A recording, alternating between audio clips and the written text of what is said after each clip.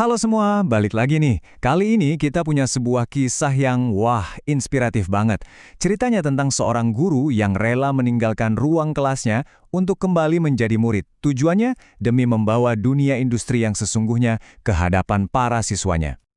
Nah, ini dia pertanyaan kuncinya. Kita semua kan pernah ya belajar teori di sekolah. Tapi gimana jadinya kalau semua teori itu diuji langsung di lapangan, di tempat kerja yang sebenarnya, di mana kesalahan sekecil apapun bisa berakibat besar?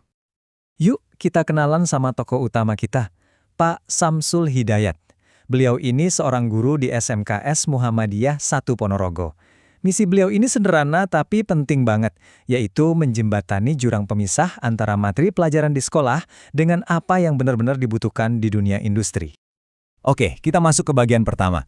Coba deh bayangin, biasanya megang spidol di depan papan tulis, sekarang malah berhadapan sama rak server yang isinya kabel semua.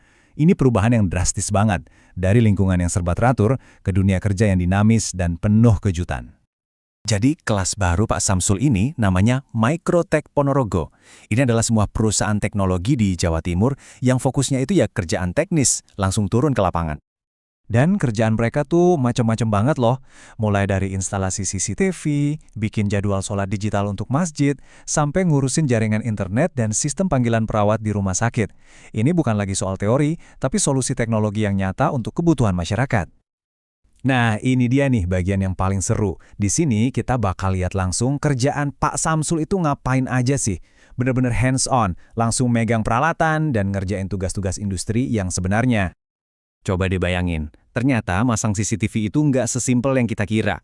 Bukan cuma nempelin kamera ke dinding, selesai. Prosesnya rumit, mulai dari survei lokasi, narik-narik kabel, setting alat rekamnya, sampai mastiin semuanya nyambung ke jaringan dan gak ada masalah. Tiap langkahnya butuh ketelitian super tinggi. Dan ini kerennya, pekerjaan mereka itu bukan cuma soal teknis, bukan cuma soal kabel, tapi benar-benar membangun sistem yang berguna untuk komunitas. Contohnya yaitu jadwal sholat digital di masjid. Dampaknya langsung terasa oleh banyak orang. Oke, disinilah ceritanya mulai memanas. Semua ilmu dari buku pelajaran sekarang diuji habis-habisan sama kenyataan di lapangan. Dan ya, kenyataannya jauh lebih rumit dari sekedar teori. Dan disinilah perbedaannya kelihatan jelas banget.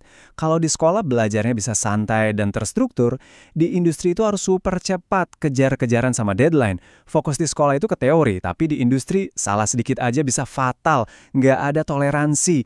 Belum lagi alat-alatnya. Wah, beda banget, lebih canggih dan macam-macam.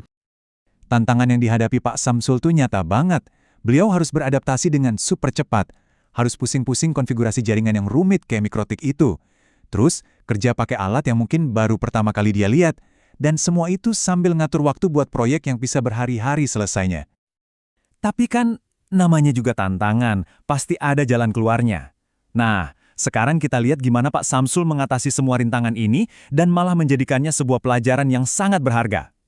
Solusi pertama, dan ini yang paling fundamental menurut saya, adalah rendah hati untuk belajar. Jadi beliau benar-benar ngikutin arahan dari para teknisi senior di sana, nggak malu bertanya, dan menyerap semua ilmu praktek mereka langsung dari sumbernya. Ini nih langkah yang jenius banget. Pak Samsul itu nggak cuma kerja, tapi setiap langkah, setiap proses, dia catat. Tujuannya apa? Biar pengalamannya ini bisa diubah jadi materi ajar yang praktis, dan bisa langsung diterapkan sama murid-muridnya nanti di sekolah. Keren kan? Dan yang paling penting, beliau itu proaktif. Nggak nunggu disuapin ilmu. Kalau ada yang susah, kayak soal konfigurasi jaringan, dia belajar sendiri, cari-cari info. Kalau sudah mentok, baru deh tanya, minta bantuan. Ini kunci buat benar-benar bisa menguasai skill baru. Dan inilah puncaknya. Hasil dari semua kerja keras, semua tantangan yang dilewati, semua itu sekarang siap untuk diubah menjadi inspirasi bagi generasi teknisi masa depan. Kutipan ini benar-benar merangkum semuanya. Intinya, tujuan akhir dari semua ini bukanlah buat Pak Samsul pribadi, tapi untuk bisa merancang kurikulum baru di sekolahnya. Sebuah kurikulum yang materinya tuh beneran daging, yang sesuai sama apa yang dibutuhkan industri saat ini. Coba deh, kita renungin dampaknya. Cuma 2 minggu loh. Perjalanan satu orang guru selama 2 minggu itu bisa mengubah cara belajar dan bahkan masa depan ratusan siswanya. Membuat mereka jadi jauh lebih siap untuk menghadapi dunia kerja yang sesungguhnya. Jadi, kita tutup pembahasan kali ini dengan sebuah pertanyaan untuk kita renungkan bersama ya. Kisah Pak Samsul ini adalah bukti nyata kalau investasi pada seorang guru itu sama dengan investasi pada masa depan sebuah komunitas. Pertanyaannya adalah, gimana caranya kita bisa menciptakan lebih banyak lagi kesempatan seperti ini?